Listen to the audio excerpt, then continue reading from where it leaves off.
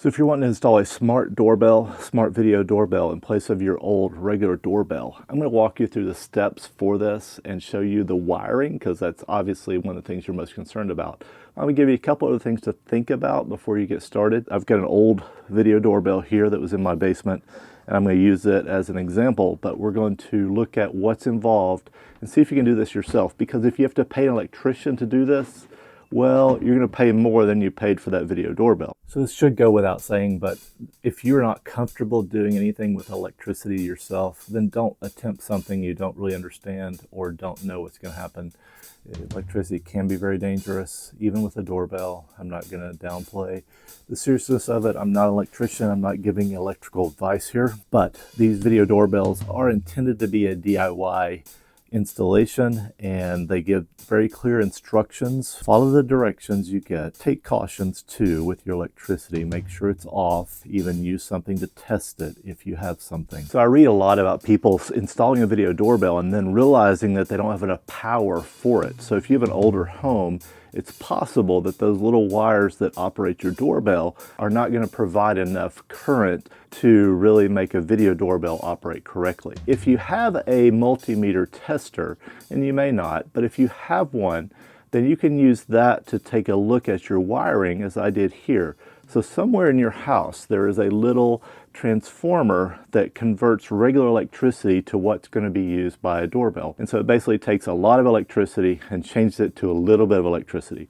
And so that's why the little wires that run to your doorbell are not quite as dangerous as the rest of the wiring in your house. Now, I'm not saying not to be careful. This is taken down to a lower level. Sometimes it's as small as 10 volts that you're going to have going through this current. Now, a lot of video doorbells are going to require at least 16, some even more than that. So you're going to want to know ahead of time. Now, you might be able to figure this out just by looking at the numbers on your little transformer to see what voltage it talks about. So you can find here on mine, this has been converted. I live in an old house, and at some point someone installed a new transformer here to convert the electricity for the doorbells. A lot of the wiring is still old and I want to replace it, but the actual current has been enough to power every video doorbell that I've installed so far. Another thing to look at before you get started is your space.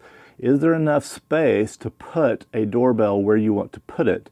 Because sometimes in old houses, or where a doorbell was located, is not going to be the easiest place to put a larger video doorbell. And so you're going to want to measure very precisely and figure out, will that fit in that space that I want to put it in? And there are other ways to work around that then. If it's not going to fit where the wires already go, your better option may be to go with a battery-powered video doorbell. And there are a lot of options for those out there, but sometimes it's simpler to use the wired system that you already have.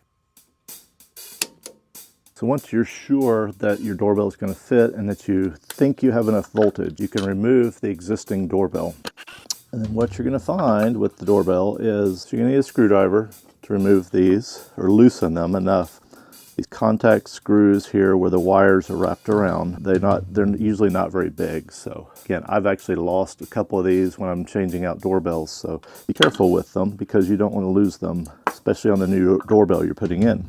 All right, so what you're going to end up with then are your two wires coming in. Now, with every doorbell situation that I've ever seen, it doesn't matter which wire is which. So all you're going to need to do is connect these on the back of the terminal screws for the doorbell. And so these are the terminal screws where these are going to go, but you're not going to do it yet. Okay, so almost every doorbell out there comes with an attachment plate. And so this is what makes it work. And so in this case, going to screw this into the wall, and it needs to go over the hole like this. Now, a lot of kits come with an angle plate as well, in case your doorbell needs to be angled into a new position. So this is where, if the position really gets up against a wall and you don't want that wall to be in your video feed, then you're going to use an angle plate like the one provided with this one to go there, and then your attachment plate will go on top of that. So with the attachment plate, this is what holds the doorbell in place. And this one, each one's unique, but there's a basic way that they're all done. And they all kind of latch on there. And so that they don't easily come off, and so that someone can't just walk by and steal it, then you have a couple of latches in there. With this one, the latch is on the bottom, which you're releasing. So you hook it in the top, press it on the bottom, and then it's attached. Every doorbell that I've ever seen comes with a key to release it. So you push the key in and pull away.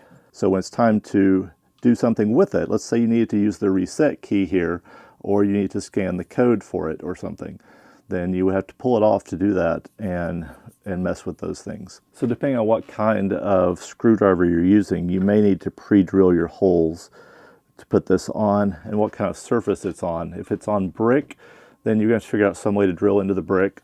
Or you could use, some kits actually come with this now, but you could just use 3M tape to make that work. Obviously 3M tape is not going to be as secure as being drilled into the wall.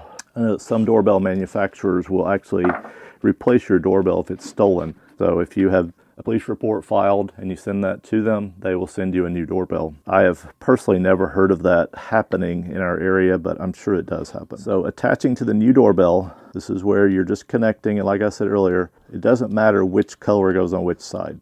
And here you want to use a real screwdriver, and you're probably gonna need a small one.